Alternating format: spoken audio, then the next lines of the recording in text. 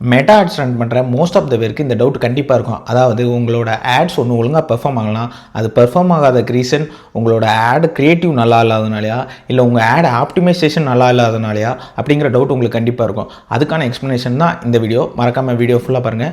அது இல்லாமல் என்ன ஃபாலோ பண்ணலாம் மறக்காமல் ஃபாலோ பண்ணிக்கோங்க. மெட்டா ஆட்ஸை பொறுத்த வரைக்கும் நல்லா பெர்ஃபார்ம் ஆகிட்டு இருக்க ஆடை அனலைஸ் பண்ணுறது எவ்வளோ முக்கியமோ அதை விட முக்கியம் ஒழுங்காக பெர்ஃபார்ம் ஆகாத ஆடை ரொம்ப நல்லா அனலைஸ் பண்ணும். அப்படி அனலைஸ் பண்ணும்போது உங்களோட இம்ப்ரெஷன்ஸ், அதாவது ஆடியன்ஸ்க்கு போய் ரீச் பண்ணி காமிக்கிறது, உங்கள் ஆடை காமிக்கிறது, அப்படி உங்கள் இம்ப்ரெஷன்ஸ் அதிகமாக இருக்குது ஆனால் சிடிஆர் கம்மியாக இருக்குதுன்னா உங்கள் பிரச்சனை உங்களோட கிரியேட்டிவ்ஸில். உங்களுக்கு கிரியேட்டிவ்ஸில் தேவையான இன்புட் நீங்கள் கொடுக்கல, உங்களோட லொக்கேஷன் எக்ஸாக்டாக, அப்புறம் கால் டு ஆக்ஷன், இந்த மாதிரி பிரச்சனை இருந்துச்சுன்னா இம்ப்ரெஷன்ஸ் அதிகமாக இருக்கும், சிடிஆர் கம்மியாக இருக்கும். கிரியேட்டிவ்ல கான்சென்ட்ரேட் பண்ணிங்கன்னா இந்த பிரச்சனையை சரி பண்ணிடலாம். அதே மாதிரி அனலைஸ் பண்ணும்போது உங்கள்கிட்ட இம்ப்ரெஷனே கம்மியாக இருக்குது, அப்போ உங்கள் பிரச்சனை ஆட் ஆப்டிமைசேஷனில். அப்போ நீங்கள் ஆட் ஆப்டிமைசேஷனில் கான்சென்ட்ரேட் பண்ணி அதை கரெக்ட் பண்ணிங்கன்னா அதுக்கப்புறம் அந்த ஆடும் நல்லா பெர்ஃபார்ம் ஆக ஸ்டார்ட் பண்ணிடும். இதே மாதிரி மெட்டா ஆட்ஸ் ரிலேட்டடான டவுட்ஸ் ஆர் கைடன்ஸ் வேணும்னு நினச்சிங்கன்னா என்னை ஃபாலோ பண்ணிவிட்டு என்ன கைடன்ஸ் வேணுங்கிறத கமெண்ட்டில் சொல்லுங்கள், நானே உங்களை கைட் பண்ணுறேன்.